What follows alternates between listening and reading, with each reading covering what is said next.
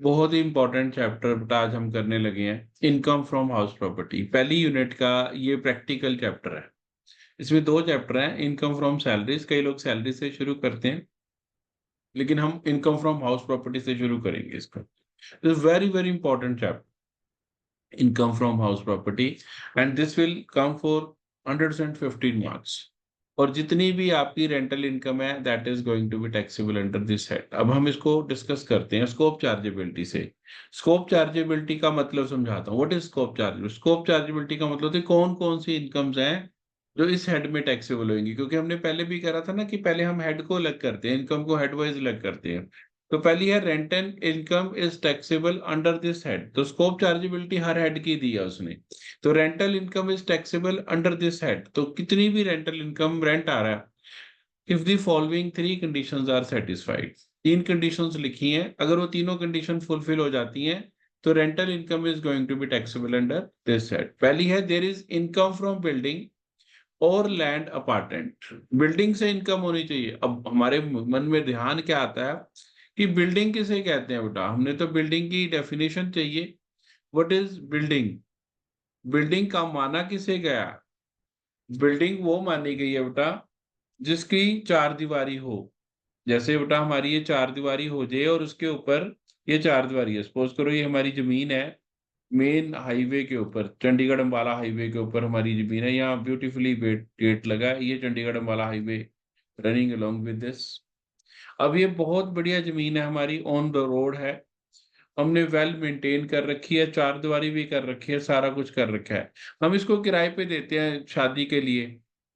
शादी के लिए दिया तो एक बंदे को दिया 1 लाख रुपए पर नाइट के हिसाब से। पूरे साल में 100 बार ऐसे किराए पे दे दिया तो मेरी तो इनकम 1 करोड़ होगी, 1 CR। तो 1 करोड़ रुपीज मेरे को आ गया ये। हर डेली 1 लाख आ रहा है जिस दिन भी देता हूँ। तो अब ये इनकम, ये हाउस प्रॉपर्टी इनकम नहीं है क्योंकि ये बिल्डिंग नहीं है। It is only a vacant piece of land. अगर जमीन से इनकम आएगी फिर इनकम फ्रॉम हाउस प्रॉपर्टी में टैक्सेबल नहीं है। इट इज टैक्सेबल है लेकिन इस हेड में टैक्सेबल नहीं है। ये टैक्सेबल अंडर अदर सोर्सेज होती है। Income under the head income from other sources, ये पांचवें हेड में आएगी, आएगी वहां करेंगे इसको। उस हेड का और प्रोसीजर है काम करने का, मैं उसमें अभी नहीं आपको उलझाना चाहता हूँ। पहली बात, there is income from building. अब फिर बिल्डिंग की डेफिनेशन आ गई। बिल्डिंग क्या है? बिल्डिंग उसने कहा बिल्डिंग की डेफिनेशन नहीं है पूरे एक्ट में, तो तभी प्रॉब्लम थी बेटा। बिल्डिंग उस हमने फिर जुडिशियल इंटरप्रिटेशंस को पढ़ते हैं, जर्नल क्लॉजेस एक्ट को पढ़ते हैं।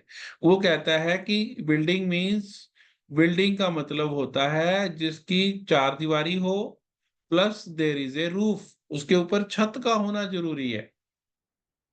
अगर रूफ नहीं है तो it is can not be regarded as building. Building तभी है if it is covered by roof, it is having a roof.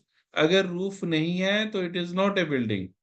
Building मानी तब गई है when it is covered having a roof. जब रूफ छत जो है वो कच्ची है चाहे पक्की है, वो छत है। अब मेरे पास, बॉम्बे की बात करता हूँ, बॉम्बे में मेरी बहुत बड़ी जमीन है, उसमें मैंने ये बना रखी है, झोपड़पट्टी बना दी।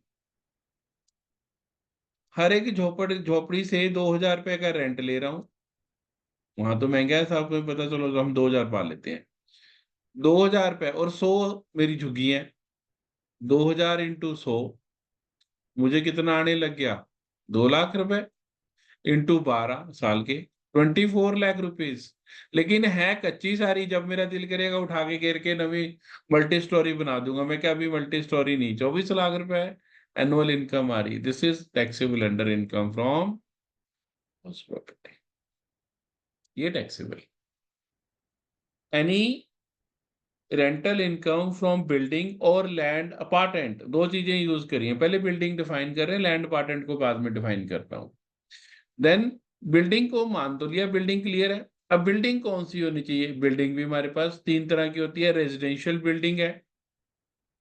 रेजिडेंशियल बिल्डिंग मतलब फ्लैट है या कोठी है, किराए पे दे दी है, yes it is taxable under house property अगर रेंट आ रहा है। शॉप है, शॉप कमर्शियल या वो है, हमारे पास शोरूम है, ये भी दे रखा है किराए पे, तो ये भी टैक्सेबल है अगर इसका रेंट आ रहा है तो। अगर फैक्ट्री है या इंडस्ट्रियल प्लॉट है, वो किराए पे दे रखा है, इंडस्ट्रियल फैक्ट्री है। अब जैसे आपने एलेंटे देखा है, एलेंटे बनाया किस पे है, इंडस्ट्रियल प्लॉट है वो बहुत बड़ा। उस इंडस्ट्रियल प्लॉट को उसने घेर दिया, घेर कर उसको उसने कन्वर्ट करके उसको बनवा लिया, तो इंडस्ट्रियल प्लॉट था वो। इंडस्ट्रियल प्लॉट उसने गिरा कर बना कर दे दिया। अगर ये ना बनाता, वैसे ही बिल्डिंग किराए पे दे ही रखता,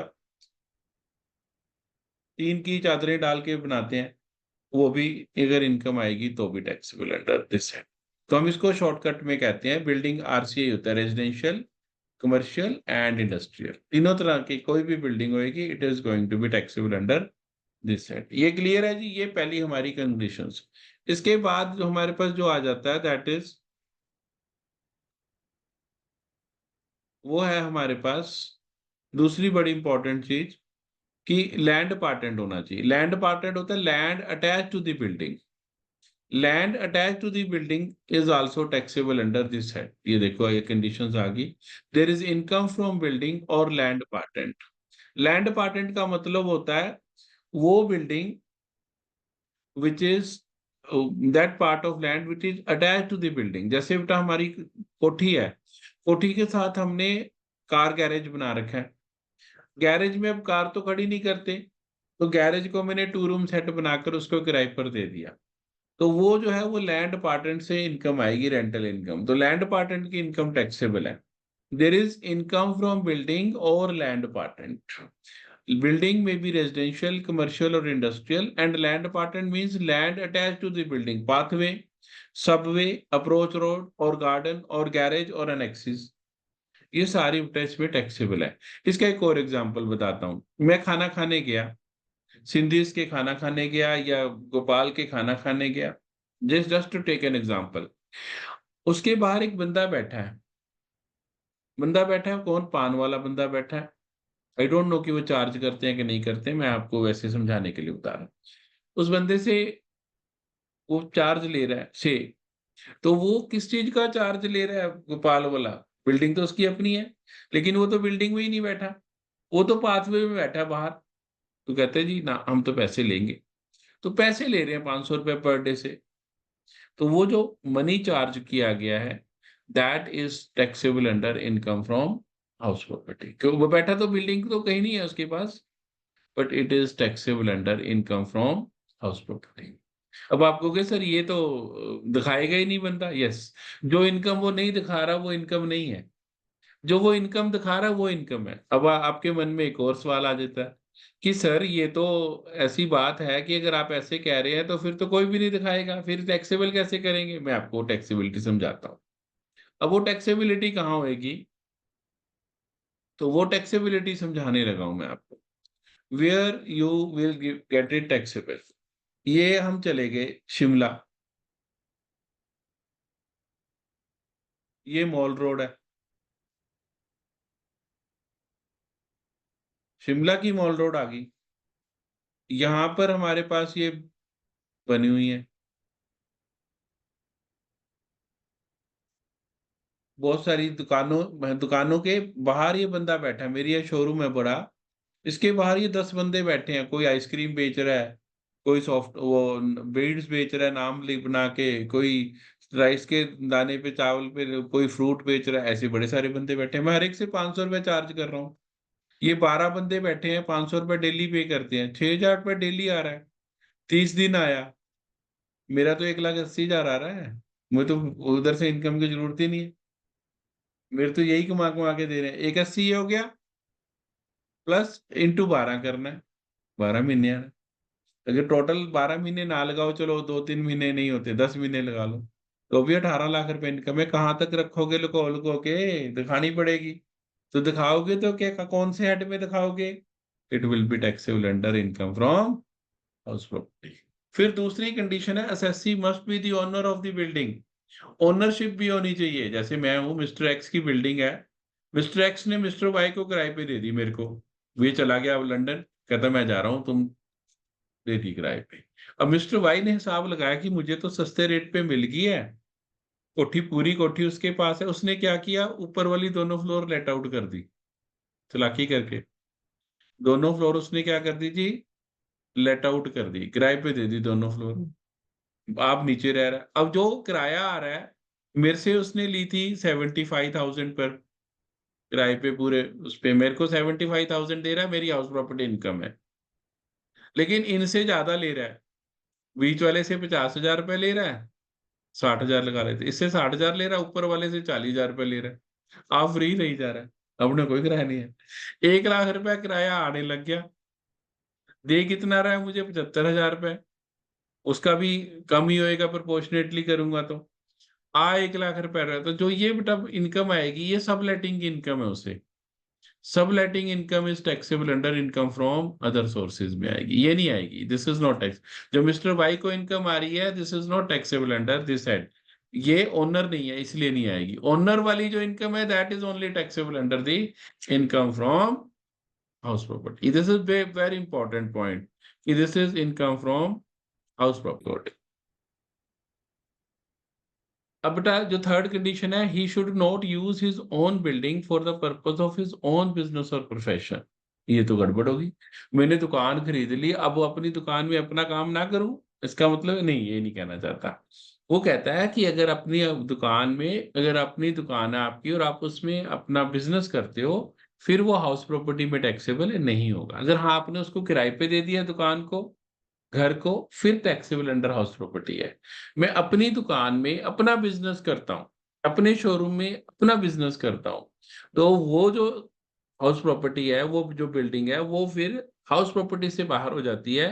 फिर जो उसका खर्चा है, वो जो सारे हैं, वो फिर बिजनेस एंड प्रोफेशन में लेंगे उसको। ये कहने का मतलब है, जैसे डॉक्टर है, डॉक्टर ने कोठी ले ली, कोठी लेकर डॉक्टर को फायदा होता है। डॉक्टर क्या करता है, ग्राउंड फ्लोर और बेसमेंट को बना लेता है क्लिनिक, फर्स्ट फ्लोर पे रख लेता है अपना रेजिडेंस, और टॉप फ्लोर पे चला जाता है और किराए पे दे देता है।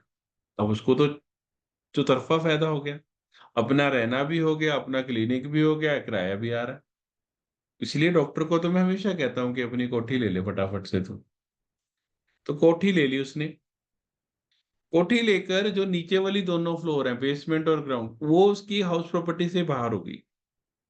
2 फ्लोरें, 25%, 25%, 50% building out from the house property, वो जाएगी बिजनेस एंड प्रोफेशन में। जो 25% में आप रह रहे हैं, वो टैक्सेबल होएगी सेल्फ ऑक्यूपाइड हाउस, इसी हाउस प्रॉपर्टी में। जो किराए पे दे दी है वो भी टैक्सेबल अंडर दिस है। जिस बिल्डिंग में मैं आप रह रहा हूं, जो किराए पे दी है रहने के लिए, बिजनेस के लिए नहीं, रहने वाली टैक्सेबल अंडर हाउस प्रॉपर्टी होती है। अगर अपनी ही दुकान में अपना काम करते हैं, अपने ही घर में अपना ही काम करते हैं, तो it is taxable under income from business and profession. अब डॉक्टर की बात की, लॉयर भी ऐसे ही करता है, लॉयर भी एक कमरा निकाल लेता है। मैं टीचर हूं, मैं भी एक कमरा रखता हूँ हमेशा बाहर, ताकि कभी भी कोई बच्चे को पढ़ाना पड़ जाए। इंस्टीट्यूट्स भी होते हैं, सब कुछ होता है, पर फिर भी हम एक कमरा रखते हैं, किसी बच्चे को कभी तबीयत नहीं ठीक, कभी कुछ है, तो हम बाहर से पढ़ा सकते हैं। मॉर्निंग में पढ़ाना है, इवनिंग में पढ़ाना है, एक कमरा जरूर हम भी रखते हैं। तो ये सारे टीचर्स की ऐसी ही सिस्टम है, तो ये हमारा ऑल वे सिस्टम चलता है। This is regarded as income from house property. ये तीनों कंडीशन फुलफिल हो जाएंगी तो this will be income from business, income from house property में आ जाए। इनमें से एक भी कंडीशन फुलफिल नहीं होएगी तो it is not going to be taxable under income from house property. तो तीनों कंडीशंस का फुलफिल होना मैंडेटरी है।